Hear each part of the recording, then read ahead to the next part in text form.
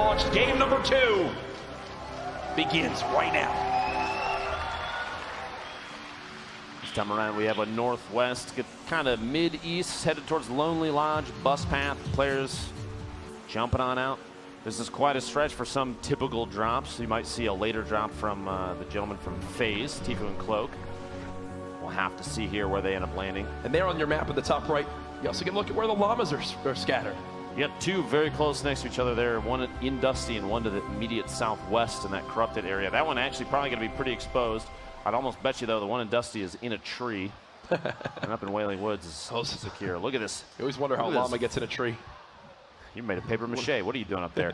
You see all these POVs all at the same time. Jack, that's a lot of information to take in. Actually, one thing I'm noting, though, if they're not still floating, immediately harvesting as many materials as possible in every single location that they may have dropped into. Aiden and Nick, you see up there in the top middle. Already in Tilted. The red apartment building, a pretty common drop. You hear the loot boxes popping open. And you can tell, even just by landing on the roof, extremely clutch in Tilted in the past. Yeah. So many surfaces, even just natural surfaces you could place those things on. And this is the same fight as last time. This is the same fight as last time, too. Punisher slowly ticking out there. It's like Germ playing in the dark potentially in his webcam. This sums up how, you know, these beginning fights are a base pistol, an epic scoped assault rifle with 10 shots, and that's the whole loadout.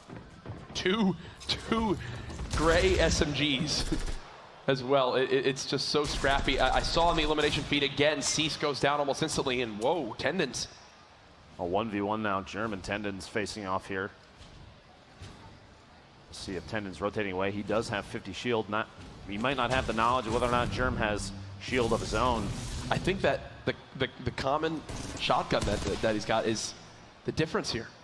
Being able to get close with that tactical shotgun when his opponent has no shields, that's when the weapon's at its best. And another HP tag, that might be the kind of call to go. He wants to close the gap. Tendon's looking to get revenge for his teammate Punisher.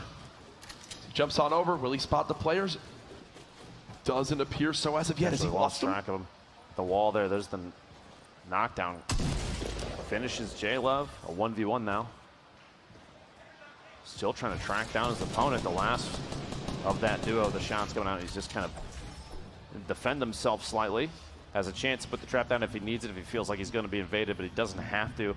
Quite a bit of ammo for that 1v1 situation. Back here, Nick looks like he's been knocked down already, but Aiden, 169 gets the knocking out. Like a 1v1, the shotgun, the crit, Super Evan goes down, and Aiden saves the day. Don't worry, Nick. Aiden's got your back, bud. And I can tell you right now how that happened. I noticed it in the feed. Nick Merckx got knocked by a trap. Aiden left by himself to clutch on up, and that's why Nick wanted a team with this incredible player right here. He clutches it. 2 games of Tilted, 2 victories in that area for Nick Merckx and Aiden. Often used for more than just long-range shots. The Gunfly Baldy here. Engaging the shot. Oh. Instantly eliminated Baldy with not really much to his name at all. As if is weak as well, but has at least enough metal to build a box and maybe can try to get the res on his teammate. And yeah, Baldy's got nothing to show for it. Looks like he might be going for the bush here, waiting just long enough that the revive is going off. Stops the revive and catches him on the edit there. Baldy falls in, and 1 shotgun shot is all it takes from Ziff to save his teammate and secure the 2 elims. Slowed down a little bit based on the building, and this split could be tough for Aiden and Nick Merckx. You gotta wonder, did Aiden bite off more than he can chew? Nick now there, doesn't get any tags with the assault rifle, and Aiden, look at the health. Down to just about 30 left. He's got some minis he can pop in time.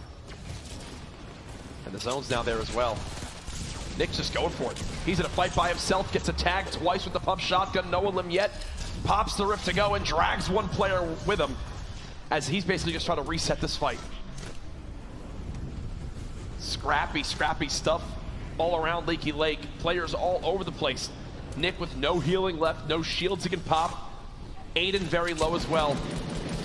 Sees one just below, but can't get a tag again with the assault rifle. That second mini, anything to build up as much of a buffer in terms of taking damage as they can. Think he didn't know have a top down on his opponent. Uses the stink. He kind of damages himself a little bit. But look for the shotgun shot. Gets the knock on Zex with that stink grenade. Beautifully placed grenades underneath there. Does one tag, and it doesn't appear so. He's got Aiden firing down as well. They need this final limb. I believe if they get this, it'll put them at 4. So they've already got another point in this one. Aiden traveling on in, looking to give Nick the help he needs. Can't connect again with a shot. Nick goes down. Will Aiden hit the shot? He's whipped a few times now. No, and he's got no builds. No, Vinny! Rips him in 2. It will be 1 point earned for Nick Merckx and Aiden, but Vinny clutches up, and I'm going to be the first one to say it.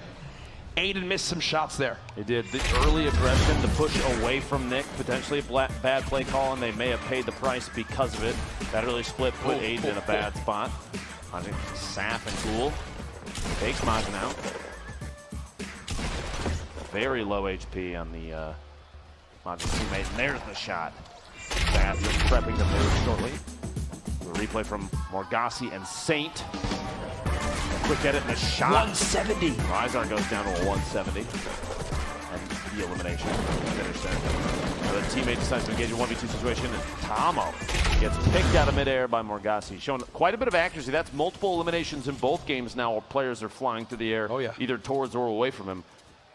Are inside the safe zone, and they're notorious for excellent third-party opportunities. And also remember, for every victory royale, that team that wins it wins $50,000 too. So that's in the minds of everyone as well. The zone about to begin to close. Everyone gonna frantically have to go, and now it's Shadowstone time. They're gonna go ahead and clip right through these walls, use this launch, and just go for it. They're trying to get up as high as possible. When you bounce, you can just continue to launch in the air, and you'll actually keep going higher and higher up. Setup on Saint, you saw on the bottom right, very good. Nate getting the knock on Fuzzy, which means his teammate Enigma should still be in there. Ghoul going down to a trap from I Don't Game Bro in the feed, the knock and the elim. Saf, R7 both knocked by the storm. Tfue picking up an elimination on Bizzle. Nate secures that elim on Fuzzy there. Nate and Funk are going to have to... Actually, they're just barely safe. They're right inside the edge of the zone here. They have a number of teams that are neighbors. Depending on what this next circle looks like, they might be in a perfect position if they have to move the direction that they're sitting right next to the storm, or they might have to move quite a bit. Babe and Payne have a top down on a number of players. Here we go. Funk and Nate looking to pick up some eliminations, catching teams rotating from underneath. We're now 20 minutes into this game, and there's still 45 players remaining. I think that kind of shows the strategic play that these competitive players kind of lean on. Yeah, there might be massive bonuses for elimination counts and such, but making moves. Nice shots. Keep yourself alive. The window, going for the shoddy shot, his opponent just starts to back up, and Blind gets caught off guard, which means Hysteria was down already. An instant elimination of Blind. They do have a launch pad. Not sure if they're going to use it yet. Morgassi hiding by himself. He's just right now playing more towards looking, see if people push from behind him and maybe get a free elimination just like this. A nice crack there with the shotgun. But now there's players down low, and he gets ripped in half by Crodot. His teammate Saint didn't have any eliminations, so it looks like they missed out on a point just barely there. The FPS and Flame trying to rotate in the sky here. Everybody's got to keep moving south. The material situation not looking too bad right now. Hopefully they can catch another team off guard and pick up some more. Yeah, we can hear the crowd behind us. Yeah, I'm not even going to try to cast what I just saw on my screen. So they got to move again. I mean, look at this. It is an all-out sprint as the lobby is going to begin to drop like flies to FPS and Flame, still near this mid to high ground. Definitely above more than 80% of the lobby. Jaganza up top with Villix. We saw them do well yesterday. Base Soldier and Marksman still in this one as well. Payne on the low ground alongside Tfue and Cloaksy. Chap still alive too. We haven't talked a lot about him, but we know just how good he can be late game. Lanane drops to the zone. Bogdan drops to the zone. Nolan and Crodot both will drop to the zone. Tfue trying to inch forward. The Storm still pushing. Now at 17 health, he's got to go. Yeah, they're going to fall all the way down. Load still sitting pretty with quite a bit of HP, a little bit of shield, just lost some right there. Got a med kit right now. Med kit, he's going to drop the slurp. Cloak can pick it up. The play here, looking to secure Cloak, is basically a tank in this situation, trying to top him off as much as he can, while Tfue uses the med kit. Top 13. Tifu and Cloakzy still alive. Remember, coming into this, they were already first in points after game 1. There's one for Cloakzy. 11 players now left. How about another as more begin to drop on down? He's going to grapple up to the high ground, trying to chase these elims. There's more players still above him. Great job with those roofs. 11 players left. Who will begin to earn placement points in this game? He's going to rain down grenades as he still has 2 more in his inventory. Not a lot of mats left. Base Soldier with an elim down unprovoked. 9 players now left. Base Soldier and Marksman are so weak. And with grenades floating on in, you've got to think the end could be near. Tifu eliminates Pain. You've got Snood on the high ground as well. He's got no walls! Tifu and Cloakzy with another. 6 players left. He still has 3 big shields. He can't use one yet. Cloakzy with another knock. Tifu's going to drop to the storm. It's all on Cloakzy yet again. Can he clutch up? He got second in game 1 by himself. 27 seconds remaining. You see, everyone else is so weak. You've got to think this is Cloakzy's game to take. He's got the medal as well. 1 player floating down on him. He tries to react in time. The tag. He's got him weak. A lot of fall damage. No builds.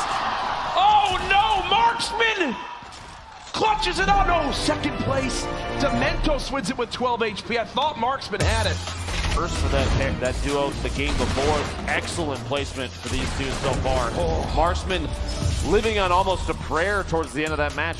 If we saw his HP over the course of the previous 3 minutes, you see here, this stack of players here. Marksman down there, you see very bottom of the screen, the number 57. He must have had 15 HP or less. Still alive, bottom of this stack, just waiting it out with a storm, kind of taking his time, taking shots up above. There it is. An excellent set of plays. Cloak and Tifu lasting almost until the last second. We've seen those two, like you said, all for in, firing them right to you. No, okay, because of the victory royale. There it is. Domentos and Pate will now take that top spot, having that tiebreaker, even though they have, what, 6 less elims than Cloakzy and Tifu. It's a victory royale tiebreaker that makes a difference. Back-to-back for Domentos and Pate, which is huge. 7 points on the board. And 6 less eliminations is, I think that's saying something. Yeah. Placement does mean quite a bit. Nobody's pushed their way into the big bonus zone yet. You know, those additional eliminations past 7, each earning that duo a single point. I don't know why I forgot that that's back-to-back for them. That's, Jack, that's 2 in a row. I kept hearing you mention it, like, wait, is that true? But then I'm like, yeah, I guess Ben's not lying. Correct me if I'm wrong, but I think if they win the next game, that would be the first 3-peat in skirmish history. I'm not going to try to correct you because I don't know if that's true. I'm pretty sure you might have made that up. I absolutely might have made it up. Actually, I'm curious. Nick Mercs and Aiden still in that 13th spot. Each game they get 3 elims, earning them a point. No change there. Hopefully somebody in production can double check. Honestly, that's such a big fact if they go for a 3rd one.